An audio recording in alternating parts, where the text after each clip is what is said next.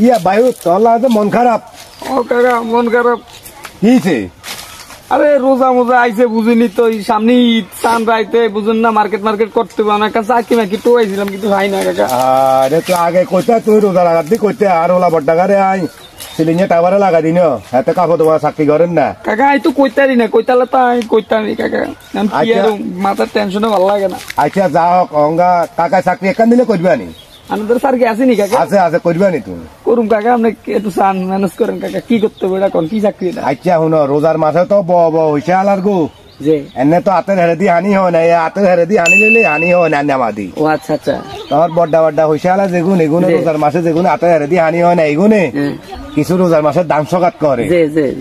এখন তুমি যদি কাম করো তাহলে হেকিয়া লোক যেগুন আছে এগুনের কাছে কাছে যাই আল্লাহর বস্তে লইবা, পুরা রোজার মাস যখন লইবা সব কিছু আনি হাতে দিবা, আমি হিসাব কিতাব করি তোমার আমি সানরাইজের দিন 10,000 টাকা দিব, বকশিশও দিব।